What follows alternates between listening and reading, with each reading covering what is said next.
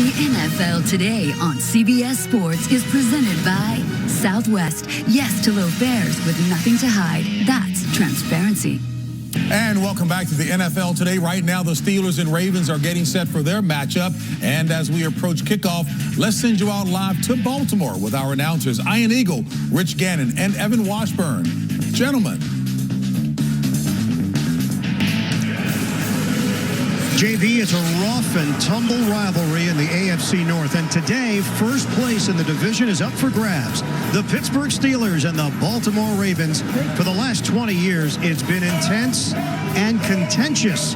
And it has produced some indelible football memories.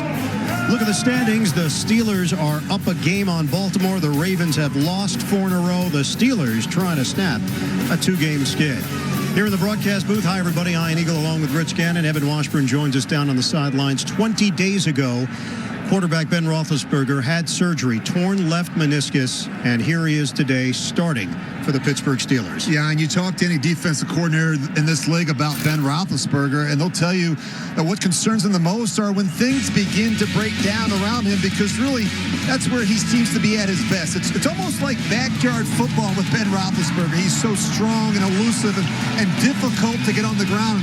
I think he's one of the most difficult quarterbacks to sack because he has such a great feel for the rush and because he's able to fight defenders off and still keep his eyes and focus down the field. And when he has been in there, the numbers for Pittsburgh have been very good. They did prepare Landry Jones in case he needed to start, but they made the decision earlier today that Ben Roethlisberger gets the nod. Defensively, the numbers are eye-scratching. This is a Pittsburgh defense that built its reputation on getting to the quarterback and also containing the QB in the pass game through the blitz. It's just not been happening this year and even going back to last year. A bit of good news, though, for Pittsburgh. Cameron Hayward, one of their leaders on defense, is back after missing the last 2 games with a hamstring issue. Yeah, and he and his teammates are anxious to get things turned around on defense. Hayward plays the run and pass equally well, but it's really his strength to use that bull rush to collapse the pocket that gets your attention. Well, for Baltimore, they got off to the 3-0 start. They've now dropped 4 in a row, and there are question marks around this team, especially at the quarterback position. Look, no one's going to take away what Joe Flacco has accomplished for the Baltimore Ravens, winning a Super Bowl, but he has not played at the level that they expected this year. No, he has really struggled, and I'm concerned about the issues that Flacco has had this season, but even more troubled by the fact that at times he hasn't looked comfortable in the pocket. He has missed some blitzes in critical third-down situations. And check out the depth of these safeties pre-snap. This is a clear indicator that something's up, like an all-out blitz. And you have to have answers for these type of looks.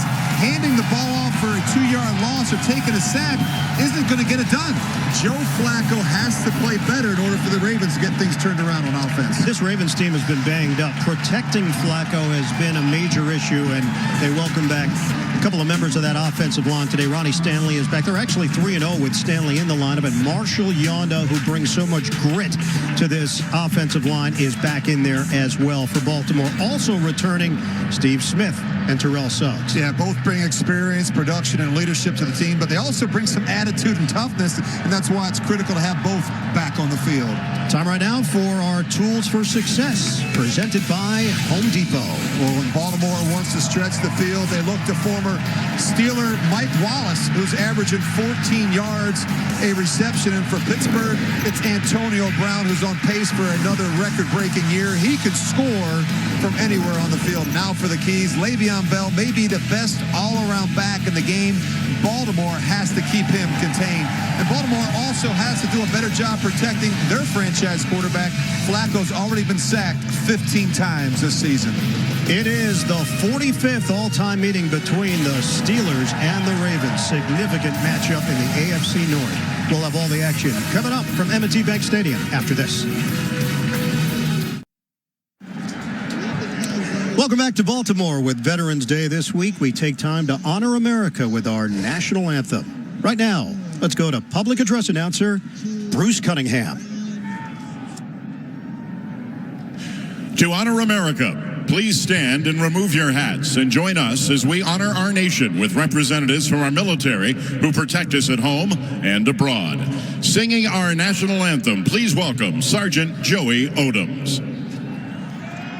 Oh, say, can you see by the dawn's early light what so proudly we hailed at the twilight's last gleaming, whose broad stripes and bright stars through the perilous fight o'er the ramparts we watched were so gallantly streaming. And the rocket's red glare, the bombs bursting in air, gave proof through the night that our flag was still there. Oh, say does that star-spangled